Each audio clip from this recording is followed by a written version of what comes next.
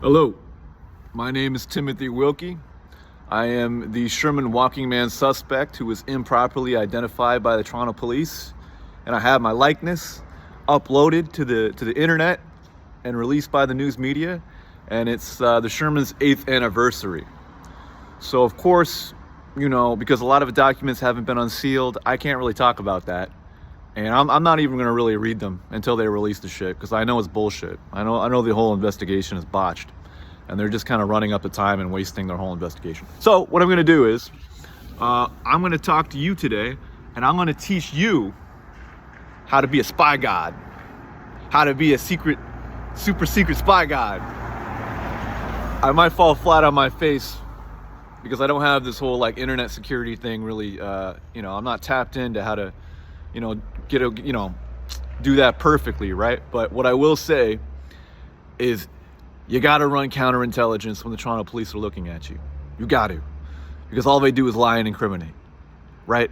I lived here for 4 years, and they were saying I was doing some spooky shit when I wasn't doing anything. I was just trying to work a job and be a normal person.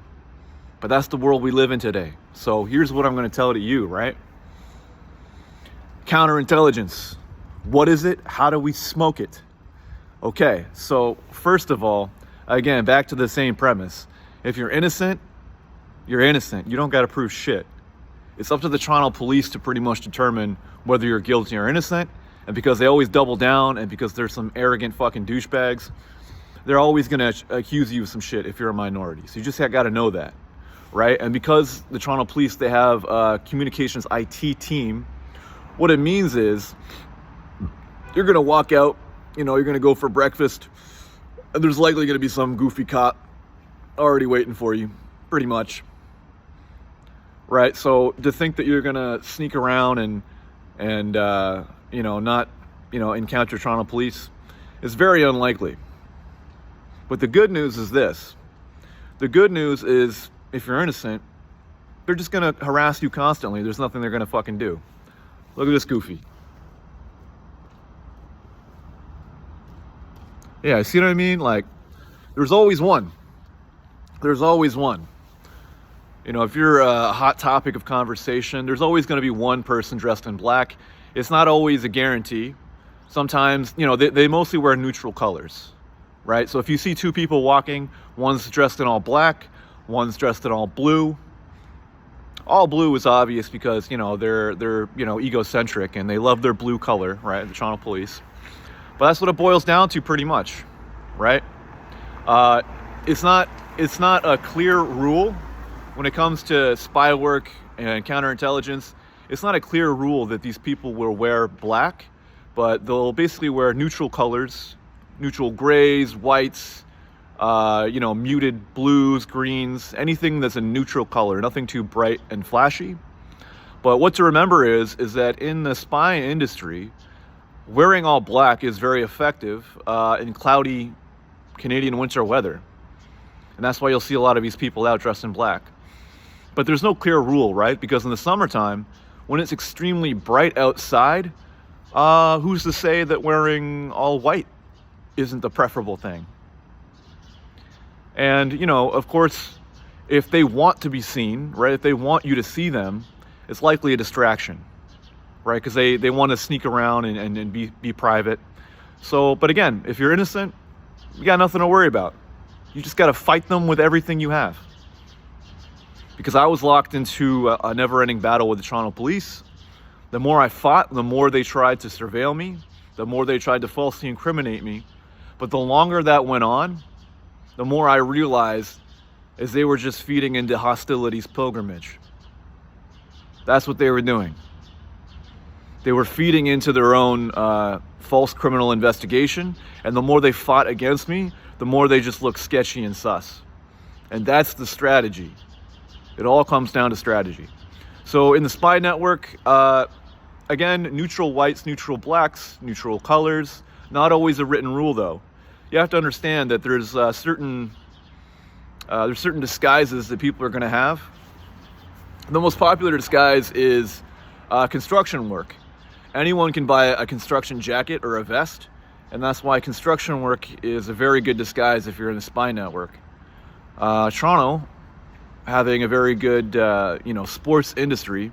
They also like their Toronto Blue Jays because they love the blue color. Remember that. They love their blues, right? So they love wearing the Toronto Blue Jays outfit. So you'll definitely see undercover cops in that. And that's just the thing, right? Like most people, you walk by in society and you won't know you're being targeted. So this is why this information is very pertinent, and this is why you need to know it. Because we live in the information age where we need to we need to chow you in fat. We need to fight back with information. We need to obscure information, and we need to resist our information from being stolen. But that also means coming in contact with these police and these intelligence agencies who are not playing by the rules. Right? If we're going off of the American intelligence agencies like the FBI and the CIA, a lot of the times they're working around the law, or they're straight up breaking the law because they know they have the technology and the authority to do so. So Canadian intelligence isn't any different. And living in Canada, unfortunately, what this country has to realize and has to admit to, what our government has to admit to is Canada is becoming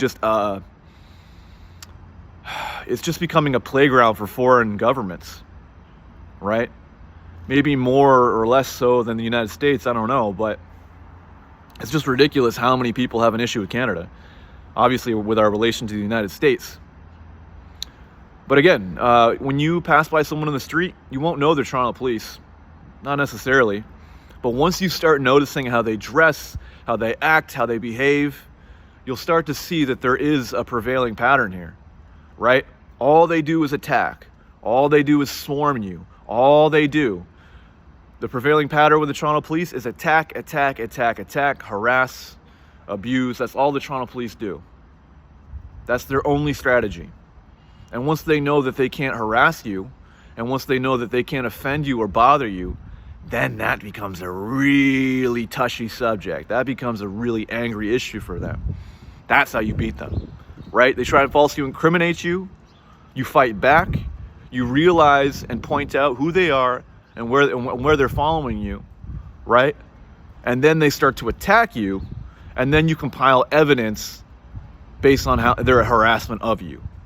That's how we beat the Toronto police, and it's absolutely necessary, right? These undercover cops, they want to entrap you into a constant state of fear. And, don't think that a baby stroller is any means to say that, they're not bringing their kids around and fucking, dressing all black and being undercovers. Because let me tell you, the psychological trick, right? When it comes to the Blue Jay outfits, the construction worker outfits, when it comes to a lot of how they dress, how they act and behave, is supposed to suggest to you psychologically that there's just average normal shit around, right? Nothing to see here. You're not being followed. You're not being harassed. You're not being cyber stalked. Your life is not being sabotaged. That is their goal psychologically. As soon as you see them, they're going to be, dancing, tapping their feet, trying to play it off real cool and smooth. But in reality, they're surveilling you.